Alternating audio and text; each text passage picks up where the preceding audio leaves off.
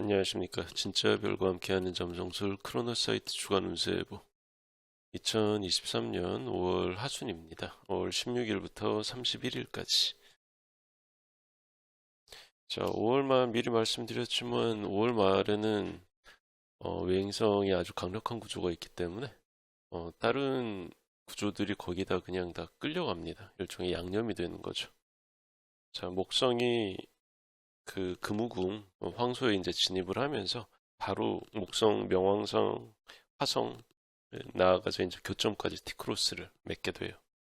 이게 너무나 특징적이고 강력하고 또 희소한 구조들이기 때문에 모든 것들이 그러니까 큰 흐름이 그런 식으로 흘러가면서 작은 흐름이나 일상적인 사건도 그런 어떤 기반의 세계, 채색이 되어 버리는 그런 상황이 될 것 같습니다.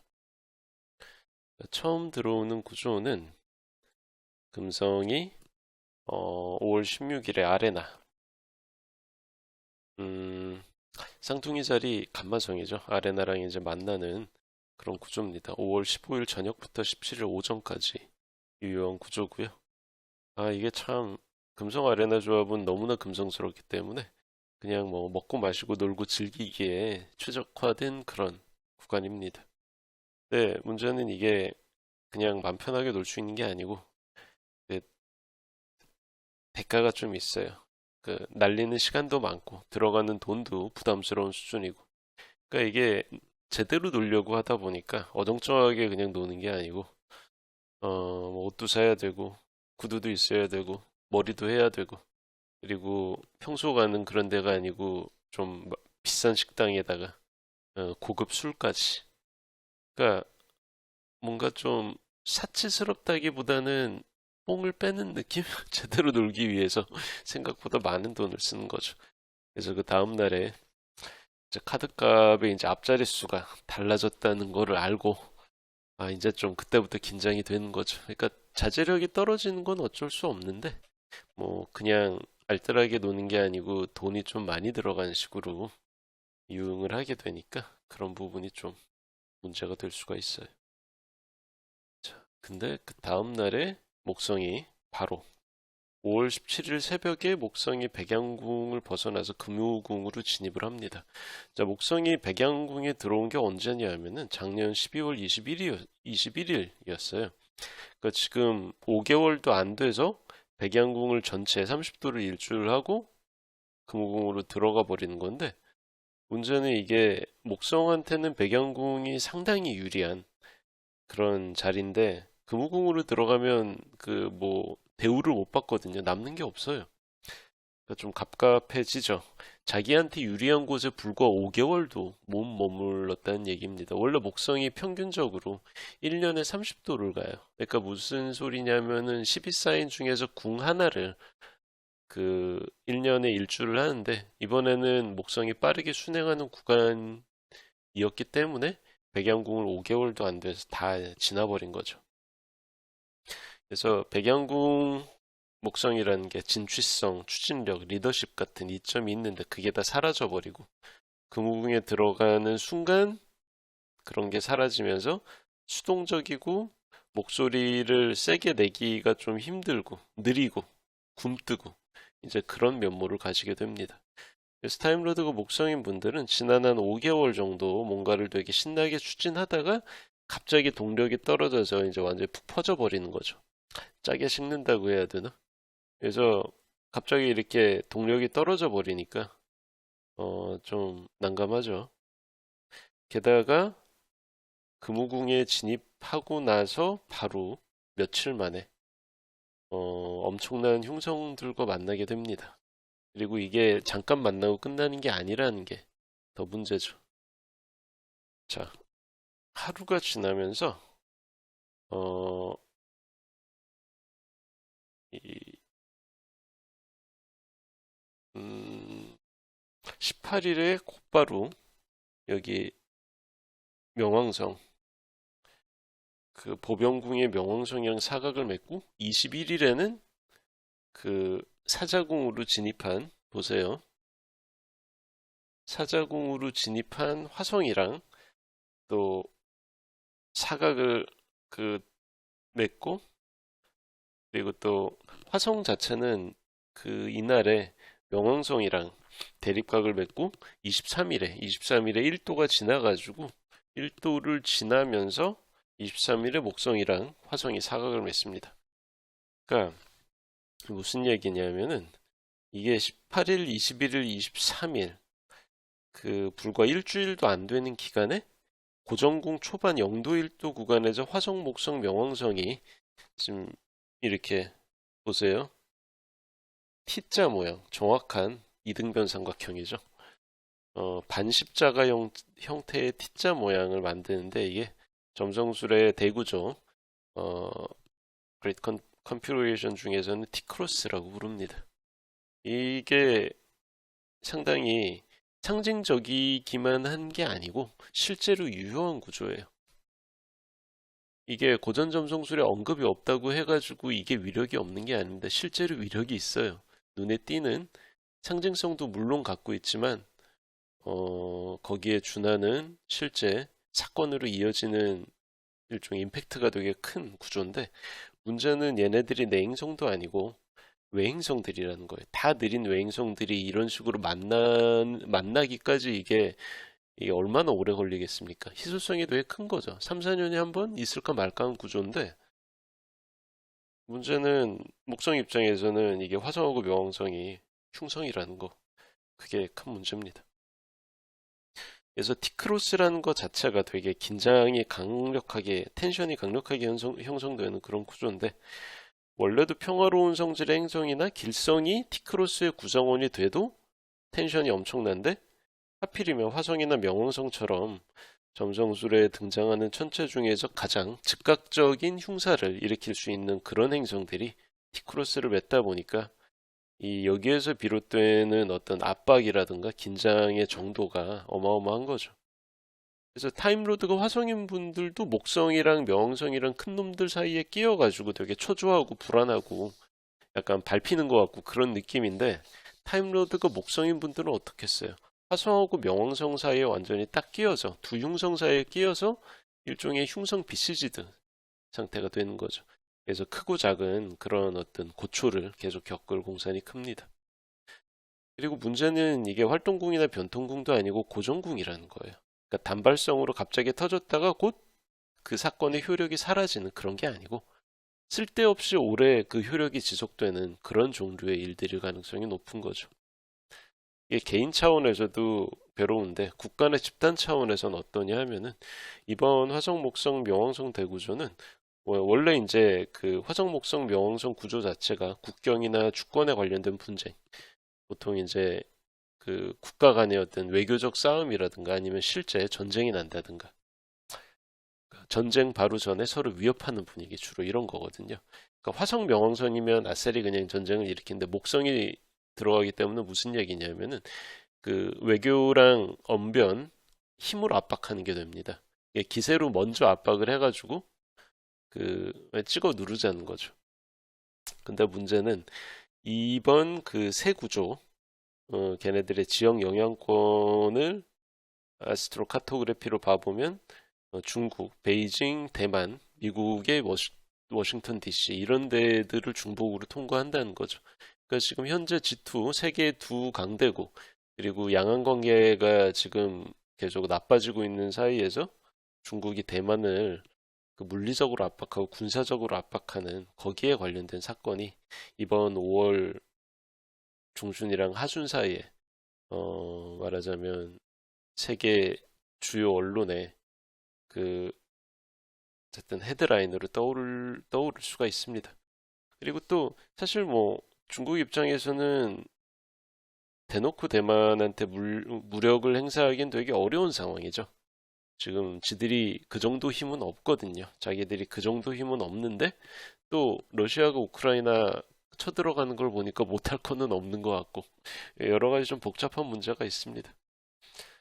그래서 그 이번에 어떤 전쟁이 벌어진다 그런 것은 아니지만 대만을 점점 군사적으로 중국이 압박하고 있는 상황에서 그런 중국의 움직임을 그냥 놔둘 수는 없잖아요. 그래가지고 미국을 위시한 서방 선진국 연합이 외교적 수단으로 압박을 취할 건데 문제는 이게 유럽에 있는 애들은 너무 떨어져 있어. 미국이랑. 결국에는 실제 뭔가 장기말로 나서야 되는 건 일본하고 한국입니다. 그래가지고 지금 한국하고 일본이 되게 부자연스럽고 어색하게 그 화해 비슷하게 하고 있는 건 사실은 미국의 어떤 의향이 작용한 걸로 이제 봐야죠. 그러니까 우리 둘만의 문제가 아니야. 한국이랑 일본만의 문제가 아닙니다. 대중국 일종의 압박 전선을 이제 형성하기 위해서 미국이 수를 쓰고 있는 그런 상황이죠. 그러다 보니까 일종의 고래 싸움에 새우등 터지는 그런 셈이 되는 거예요. 일본하고 한국은. 뭐 사실 일본은 새우라고 부르긴 좀 그런데 한국은 새우가 맞아요. 안타깝게도. 아직은 힘이 그렇게 없기 때문에. 그리고 옛날에도 그렇게 힘 있는 나라는 아니었죠. 한반도에 위치한 나라들이. 그러다 보니까 한국에 살아가는 사람 입장에서도 좀 깝깝한 그런 일들이 벌어질 것 같습니다. 자, 그리고 근데 그 와중에 또 무슨 일이 벌어지냐 하면은 5월 20일에 목성이 미라크랑 만나요.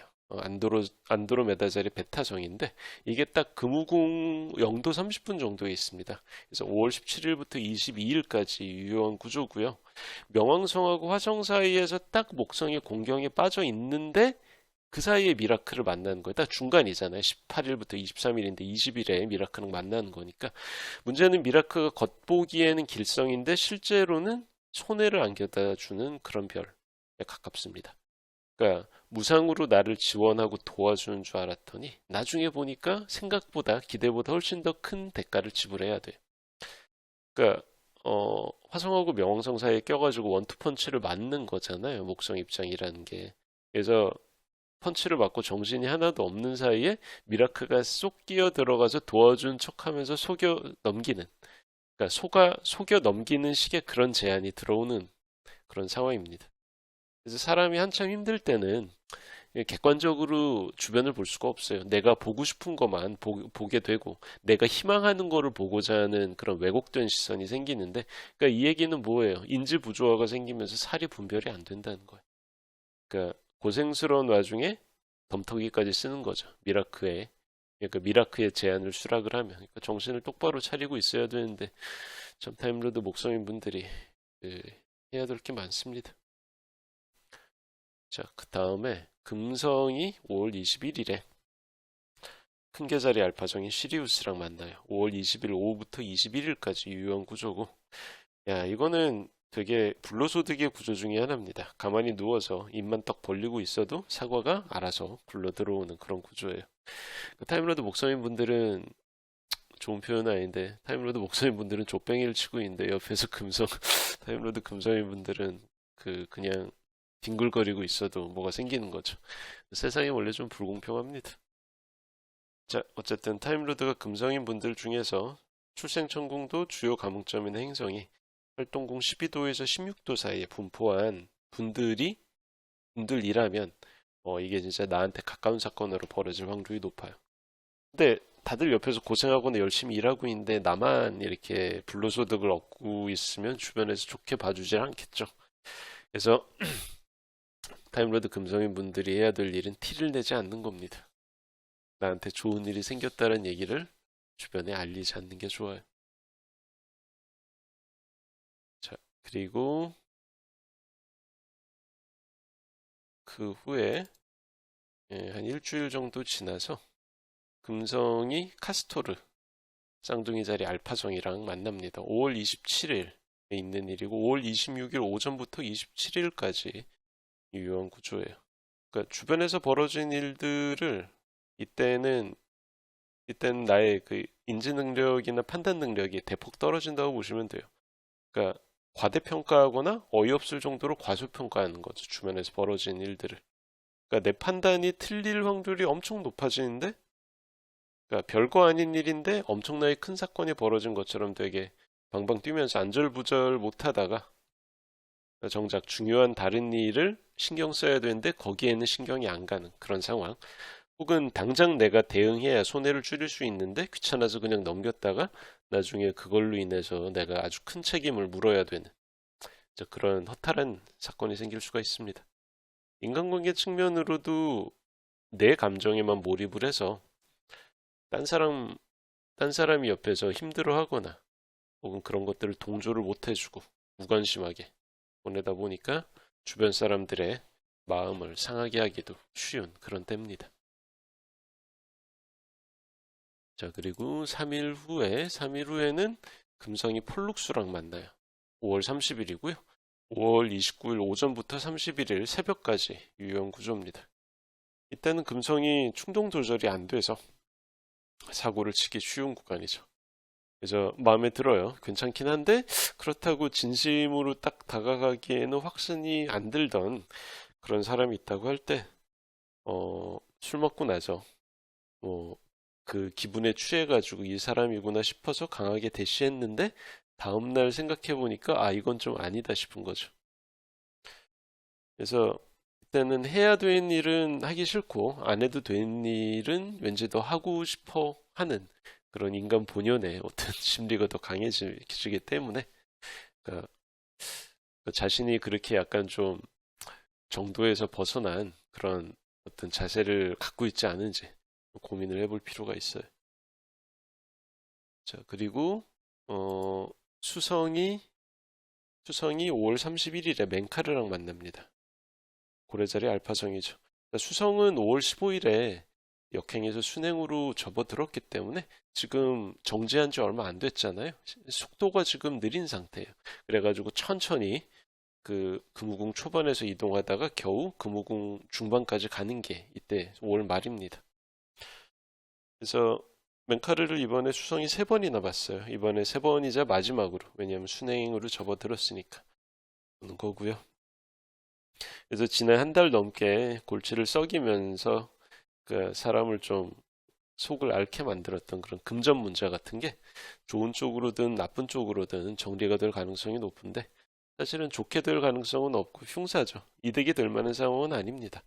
그러니까 예를 들자면 사실 300만 원 넘게 손해를 볼 것 같았는데 정작 나중에 끝날 때 보니까 200만 원만 쓰고 퉁칠 수가 있게 됐어요. 아, 다행이다라고 생각하지만 그렇다고 그래서 200만 원 손해가 어디 가는 게 아니거든요. 그러니까 손해는 손해인데 기대와 달리 규모가 적기 때문에 마음이 좀 편해질 수는 있다. 그냥 딱 그 정도죠. 그리고 오랫동안 그 마음을 끌어오던 문제가 그래도 이제 끝이 났다. 뭐 그 정도 의미로만 볼 수 있을 것 같습니다.